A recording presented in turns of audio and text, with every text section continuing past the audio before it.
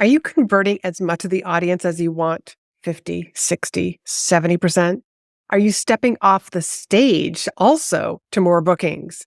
If not, you might not be using this easy tactic to use throughout your presentation and podcast interviews to get more leads, clients, and bookings. In this episode, you're going to learn exactly what my clients who routinely finish speaking and are handed business cards wanting them to speak at their event, sales calls on their calendars, and more paid speaking events than you can imagine. Let's get on to the show. Are you a coach, consultant, or service provider who's frustrated with the growth of your business? You're in the right place. I'm your host, Laurie-Ann Murabito, and you're listening to Be in Demand, where I talk about how to leverage speaking opportunities to grow your business, get positioned as the expert, and monetize your expertise. Let's get on to the show.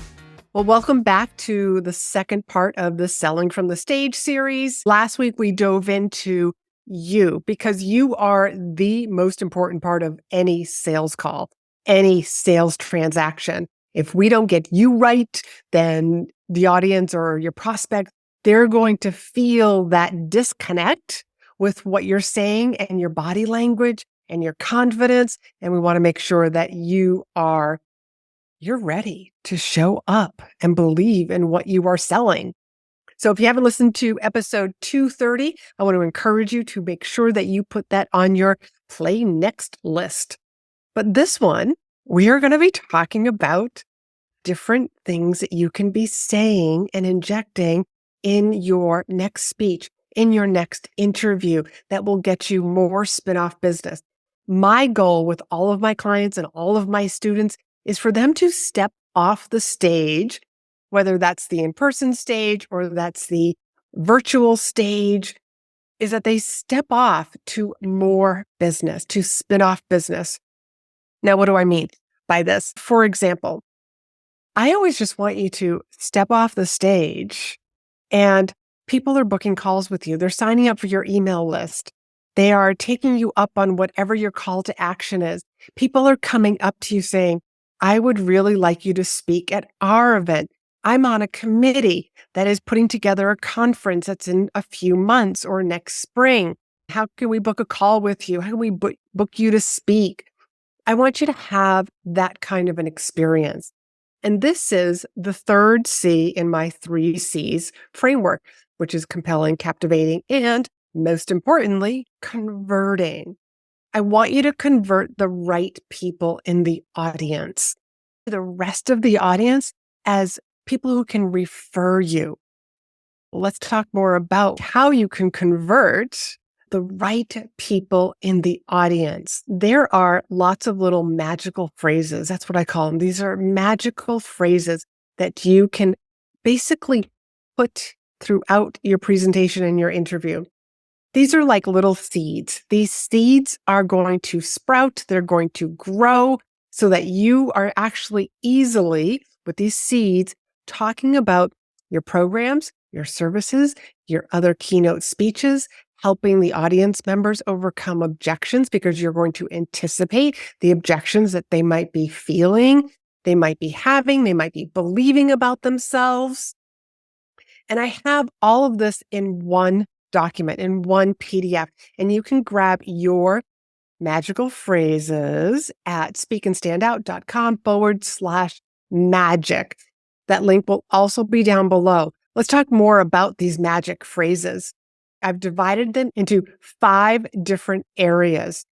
And plus I got a few bonus ones for you too. Let's just start with the first one. It's about your client work.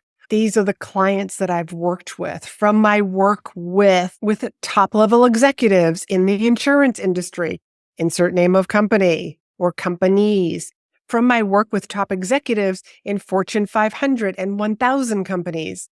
I've worked with Johnson & Johnson, American Towers. You've probably heard of some of these companies. And I will share comments like that because it helps to build my authority. Now, the people that are in the audience are like, oh, she's worked with Johnson & Johnson. I know what that company is. It's a big company. It's been around for a long time.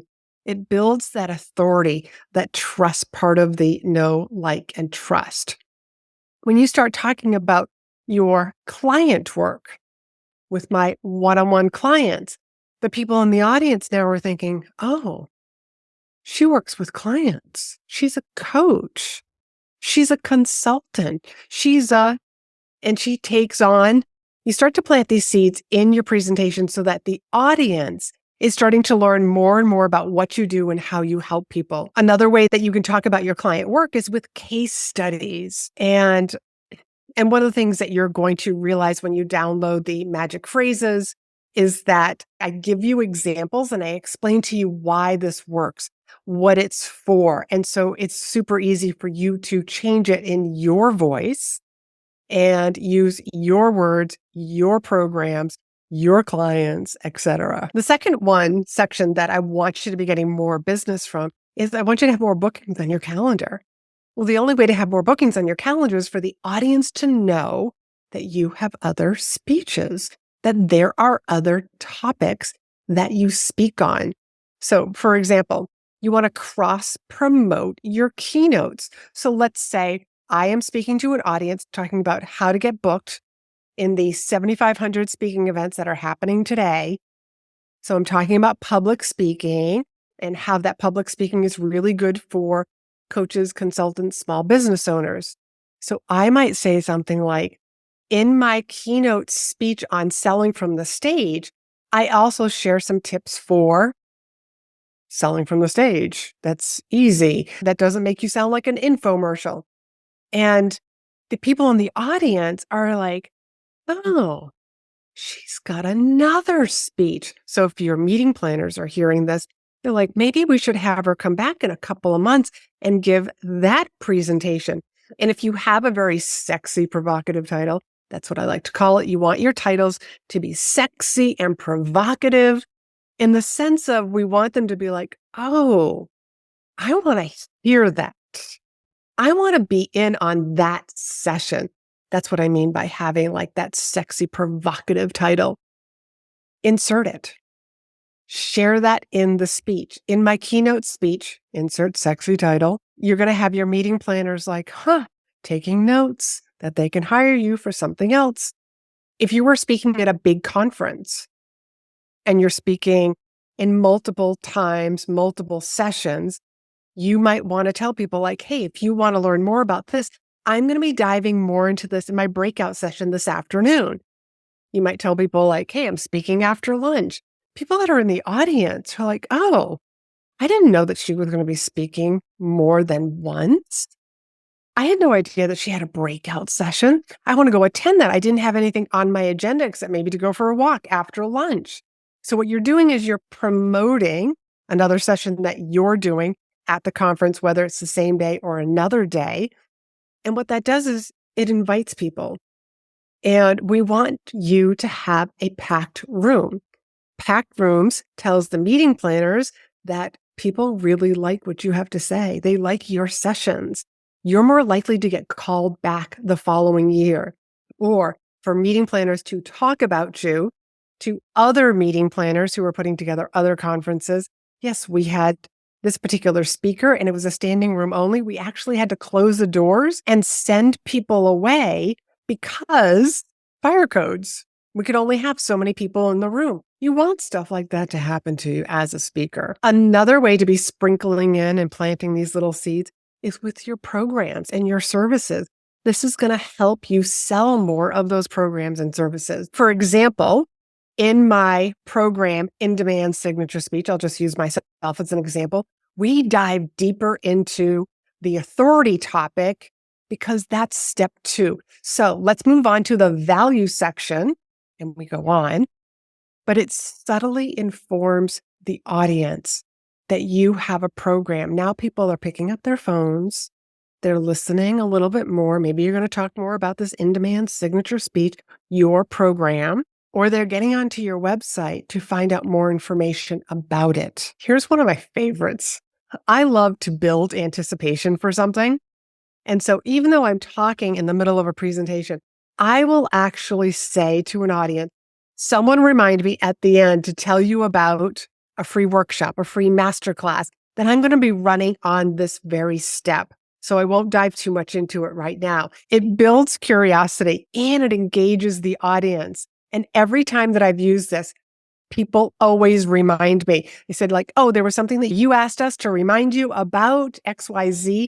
They never forget. So even if you think you're going to forget, don't worry, your audience won't, because it's just part of the human brain. It's part of neuroscience. We like to check all the boxes. We want to make all the connections. So if there's this missing piece, and I've already highlighted that there's a missing piece as the speaker in the room, your audience is, we need to know what this is all about. It works really fun.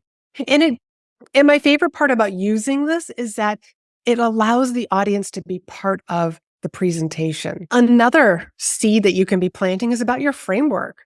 I mean, I talk all the time about my in-demand signature speech framework, about my 3 C's lead to the 3 R's framework. And if somebody hasn't heard this, they're going to ask, well, what are the 3 C's? The 3 C's are you want your speech to be compelling, captivating, and most importantly, converting, so that your audience is the 3 R's: raving about you, remembering you, and most importantly, referring you. And also another reason why you want to talk about your framework in these lovely little phrases is because it also establishes your credibility. So for example, like in my in-demand signature speech methodology, your opening is designed to have people literally putting their phones down. Well, here are some key components of that opening. So I'm sharing with the audience that I have a framework, and that adds to my credibility. That adds to my authority. When you grab that, the magic phrases, there's also some about closing strategies. Being able to offer additional resources, which could be a lead magnet that you have, offering a 20-minute call, being available to answer people's questions somewhere like in the conference hall, a live Q&A call a couple of weeks later for anybody who wants to get on your email list and be a part of that Q&A. And you just describe it as, like, I've given you a lot of information today. I'm sure you're going to have questions when you start reviewing your notes. I am actually going to be offering a Q&A session that's going to be held in 2 weeks. So you can share with people like how they can sign up, how they can get the replay, how they can submit their questions. And it's a great way to, again, engage with the audience again after the event. And there are other ways that I have sold lots of things in the back of the room. I literally once spoke at a university and I was just on my way out the door. I was running late and I just grabbed a handful of books, knowing it was a class. It was probably going to be like no more than 50 students that were going to be there. And I said to them, I have copies of my book. I'm happy to sign them for you. I don't have a lot of them, but if I need to mail it to you, I will mail you a copy. I literally had people throw their credit cards at me, that I was picking up the cards and saying, Mary Smith, can you tell me what your zip code is? They wanted to make sure that they got one of those copies right there and then. So that was a little bit of scarcity, but it was also truth because I really did have a limited supply. Go to speakandstandout.com/magic. You will get your very own copy of this. And there are 17 different phrases, and there's also some bonuses like that scarcity one. So I hope that you enjoyed this. Start using these. These sound very conversational. That's the whole purpose of them. The more conversational that they sound, they just sound like it's natural and the audience doesn't feel like they're being sold to, but you are planting little seeds. I want you every time that you speak to step off that stage to more leads, more clients, more speaking opportunities than you've ever experienced before. So feel free to start using these, craft them yourself, practice them. The more that you practice these phrases, the easier it is going to be to sell from the stage.